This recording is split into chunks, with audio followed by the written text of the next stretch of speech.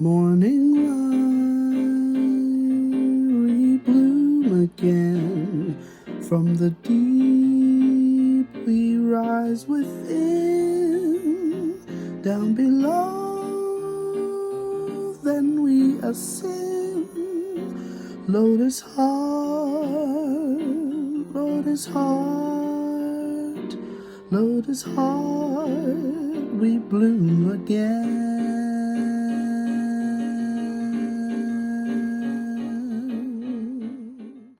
Welcome to Bloom with Dr. Darlene. I'm Dr. Darlene Powell Garlington, and today's topic is one that's close and dear to my heart.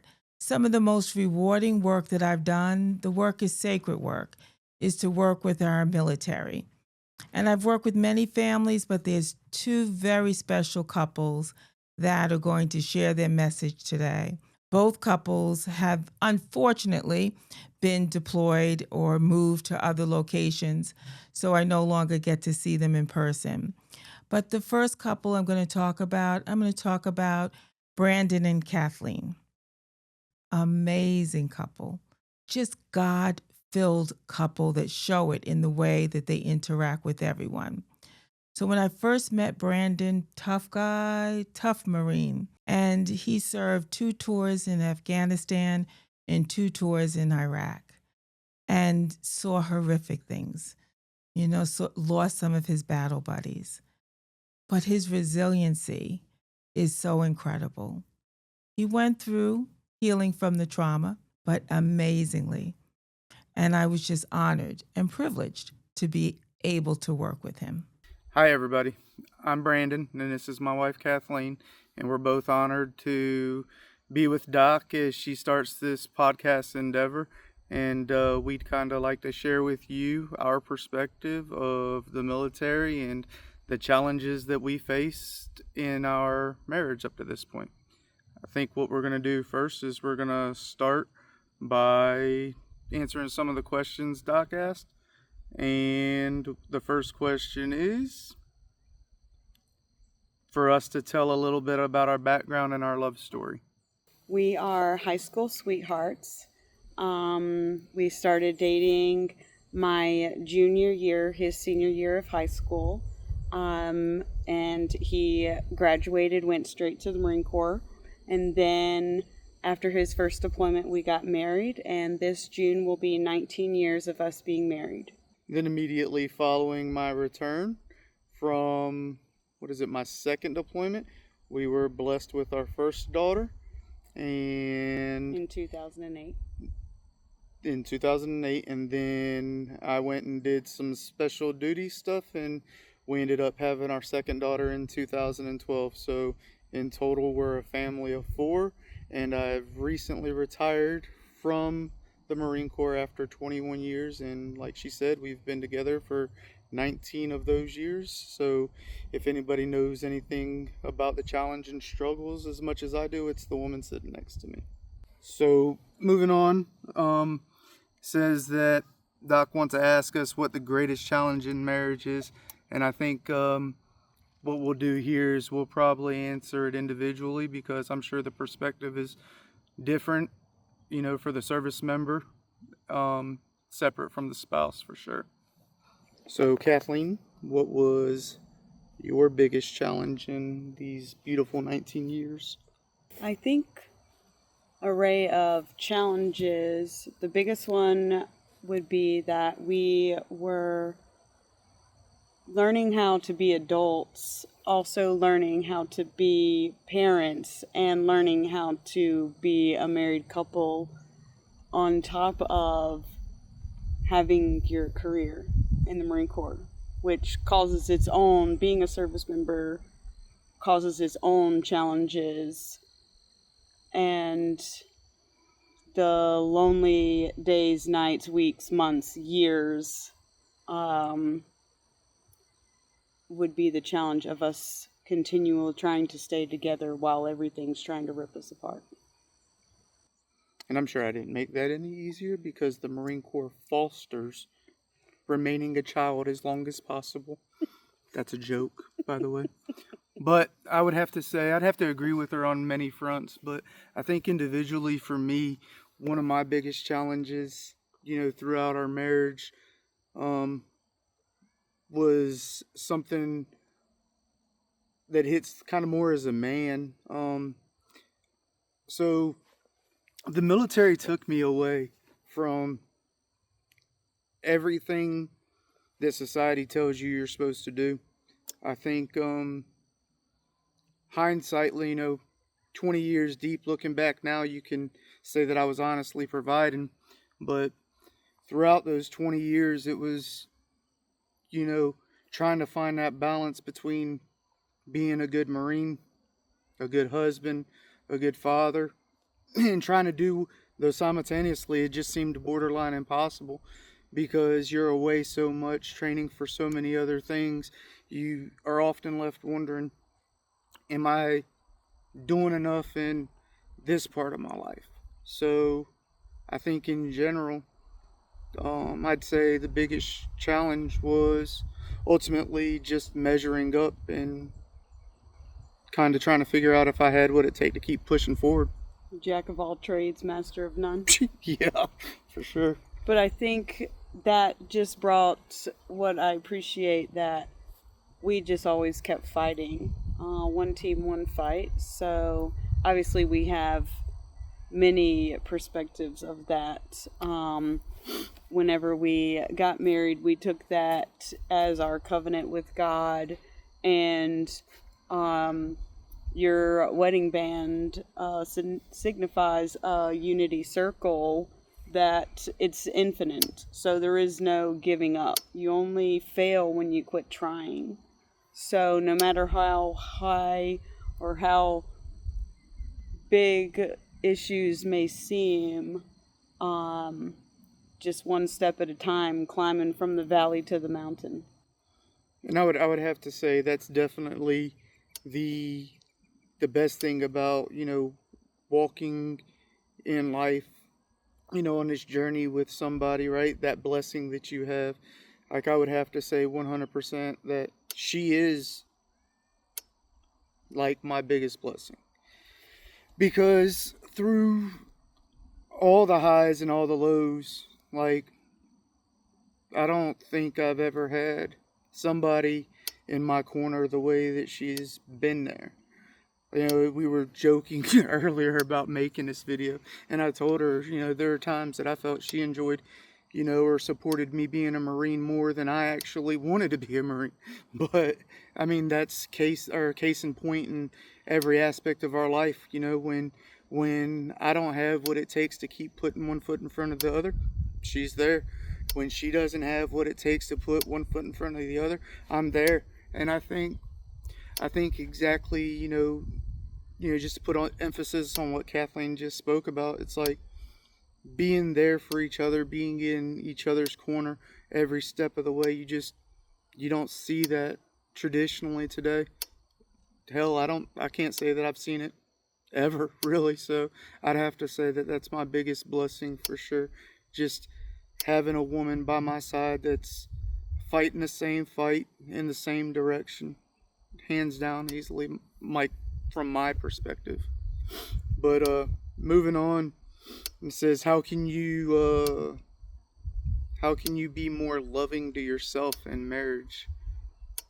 I think loving oneself in marriage is a huge thing, but I don't know. I'd kind of put a caveat on that, and I think most men would agree with me. And it kind of goes with the old cliche, happy wife, happy life. I don't really necessarily agree with that. While that is, I think my purpose in life to, keep a smile on her face, I just think that in general, I think it would be really hard for me not to love myself as much as she loves me. But I don't know. I think that's just got to do with, the way I grew up and, some of the attributes the Marine Corps instilled in me. But just in general, I would say, I don't know, it's just a decision. You gotta wake up and want it every day. You gotta want to make each other happy, and when that, feeling comes natural, in turn, that turns into like inward love, but it gets projected outward too. So I think those two are definitely intertwined for sure. But as far as loving yourself, I would say I think that loving her definitely gets me to love myself, because I have certainly been in positions where her love has taught me to love myself. Chisel, not a sledgehammer. Doc knows what we're talking about. Yeah. But I do think that people always say you can't fill from an empty cup, and I agree with that. In most aspects, sometimes the issue is I think you search and search and search for things that don't really fill the empty void. You fill it with busy time or whatever. So whenever you actually take time to sit down and be one with your thoughts and your feelings, that's truly why you can love yourself. Today's society is all about instant gratification with social media and things like that, and having a kind of fake persona of real life. But real life is raw and, Nasty crazy. and dirty. Like, it's great sometimes, but it's also ugly, just like a bruise. You fell down, but the memory could have been awesome. So I think for loving yourself is truly when you sit down and you just become quiet and, keep pushing on every day is truly loving yourself. And then loving others, once you figure out who you are as a person, you can love other people to the greatest effect. I think overall it's kind of like what we kind of always talk about, just in general. Like, it's a choice. Like, loving each other is a choice. Yeah, a lot of folks talk about, it's easy to quit. It's not easy to keep going. Well, a lot of folks in general, they just talk about, how they need people. I say to hell with that. You don't need people. You need air. You need food. You need water, right? Like, love. Yeah, that's all fine and sure, it'd be lonely and all, but at the end of the day, the person that you call your spouse, that's a donkey. But anyway, he wants to join the conversation apparently. Anyway, you every day you wake up, that's a choice. Like, are there days that I don't really like her all that much? Yeah. Are there days that she wakes up and she don't really like me? Yeah. But we made a commitment to each other, and like she told you earlier, God, right? Like, I don't think there's anybody in this world I'd want in my corner, like, more than my wife, because we're like-minded, we share beautiful memories, and we have the same ferocity and the love that we choose to fight for each other. I think a lot of times folks spend more time fighting themselves, trying to figure it out. But we have a lot of the same values, which matter. I always say that you have an 80% and you have a 20%. 20% are the things that get on your nerves, like, let's say, leaving dirty clothes on the floor, or the toilet seat up, or whatever the case may be for somebody's, icks. The 80% is all the things you love about a person. And as long as the 80% always outweighs the 20%, and you're probably thinking, well, of course it does, it's 80%. No, sometimes people focus so much on the 20% of what people aren't doing, what they could be doing, what they should be doing, not what they are doing. So then the 20% starts speaking louder than the 80%. But what we're going to do, though, is we're going to cut it short for you, because you needed 5 minutes, and now you've got double that, Doc. We just wanted to tell you that we're proud of where you're going, and we want to say thank you for the help that you provided in our marriage. And, I hope this podcast endeavor blasts off and just you become a rock star overnight. And we love you. and wish nothing but the best. Take care. You had an opportunity to see a wonderful military couple, and now you're going to get a chance to see another blessed couple that bloomed and inspired me. You're going to get a chance to see Michael and Alexis.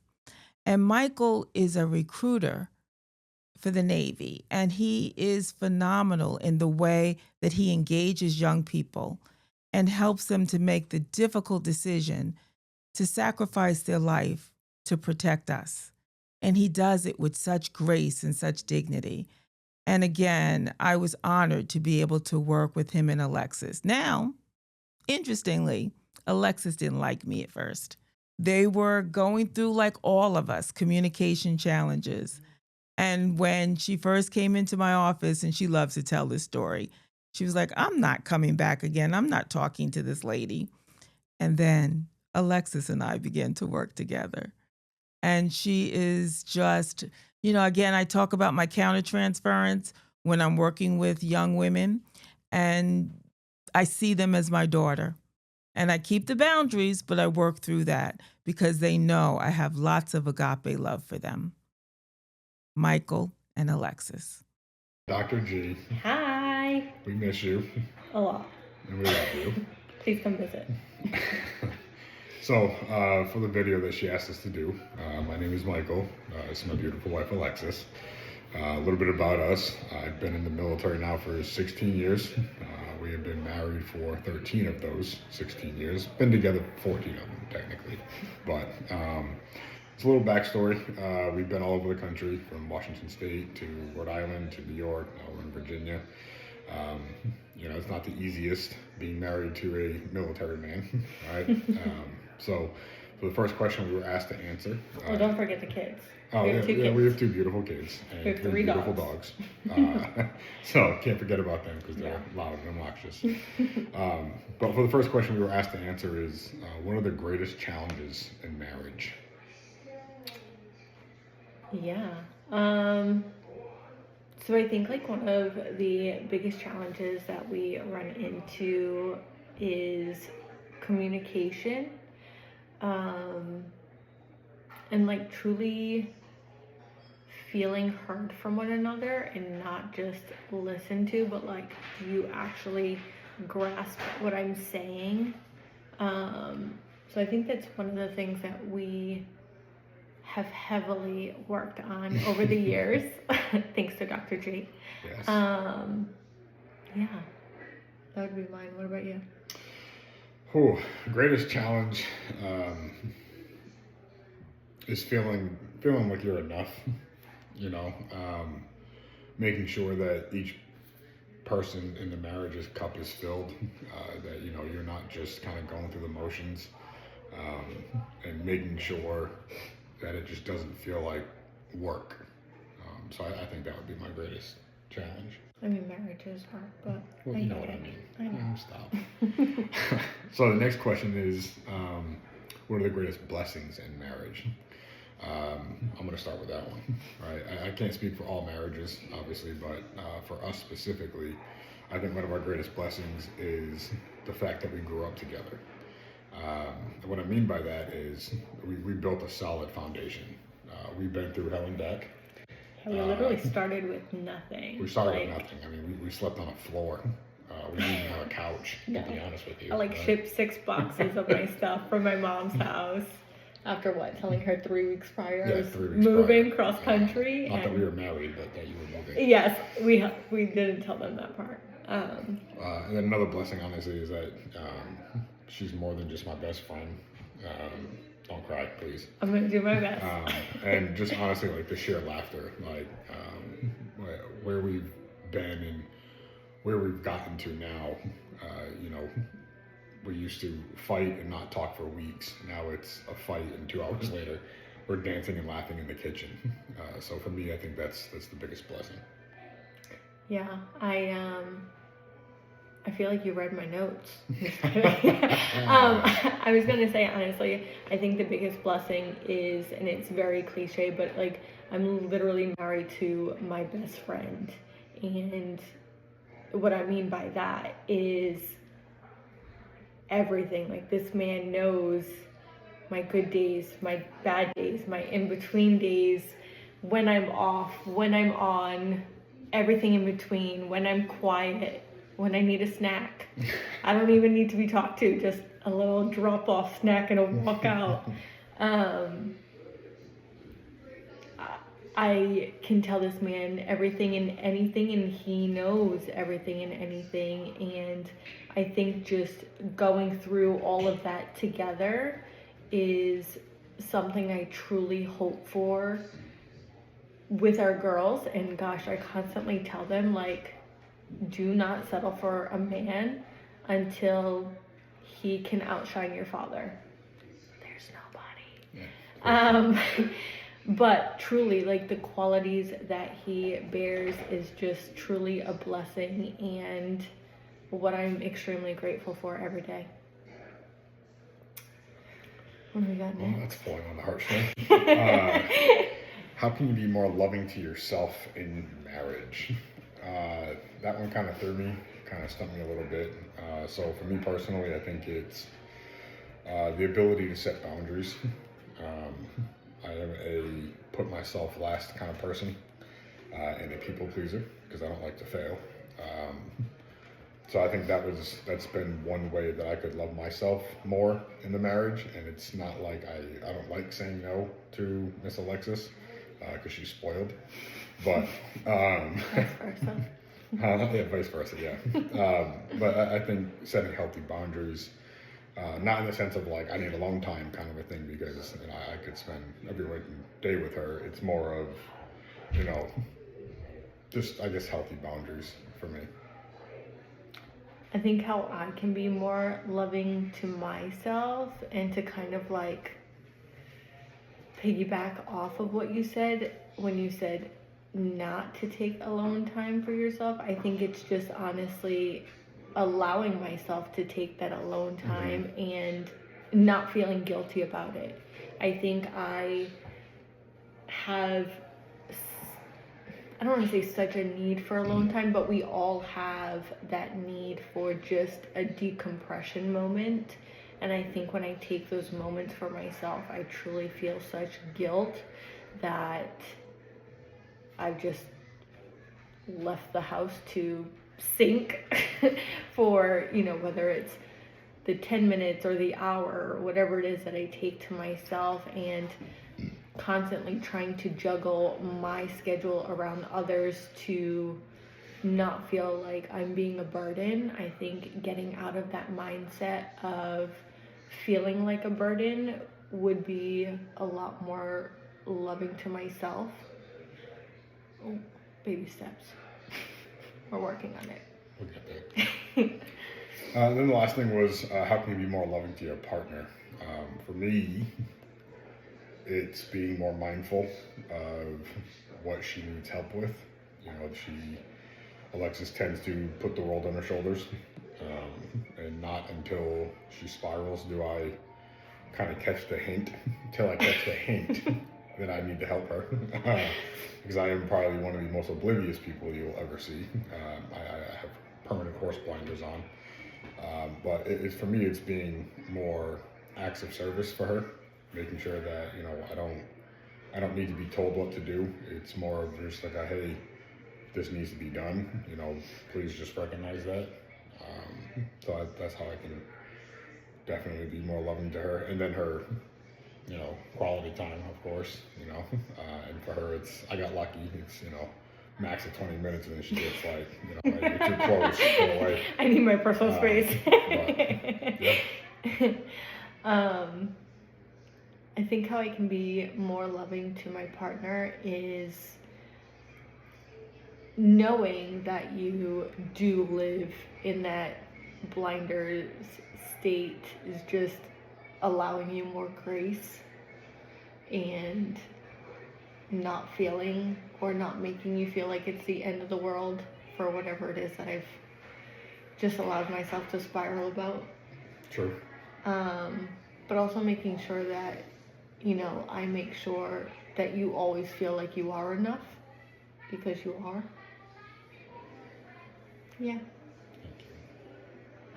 So, I love this idea of this podcast for you, and I cannot wait to listen to it and dive into it, and we're just gonna listen to you constantly. I mean, if I can't be there in person, this is like the next best thing. So. And I'll just add one last thing. I don't know if this will make it in, right? But if you are watching me say this right now, please listen to what this woman has to say. Dr. Garland, that is. She truly is amazing. And I would like to say that she saved our marriage and really gave us the tools that we need to be who we are now, and to allow us to have a normal relationship for our children so that they grow up in a normal household. So big thank you to her, and I wish her the best of luck on the next book and the next podcast. Everybody needs a Dr. G in their life. Yes, they do. We love you. We love you. And thank you for this opportunity.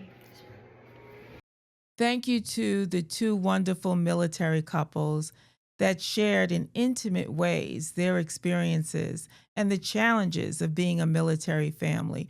We have to honor them.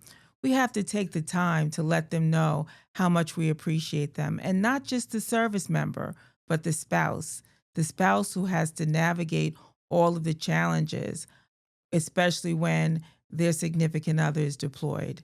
My daughter does that, and she does it with such love, such devotion, and such willingness to take on the responsibilities for her home and her household and her children in such a loving way. And I got to give a shout out to my wonderful son-in-law, because I love my son-in-law. Clay Moore is incredible, and I know it's hard for him. I hear it in his voice. I see it in his text. Being away from his family is not easy at all, but they work as a team. They're bonded as a team. And I'm just so blessed that they belong to me. And don't forget, follow us on social media and look at the show notes to know exactly some of the episodes that are going to be exciting that are coming up in the future. Bloom with us. We love you.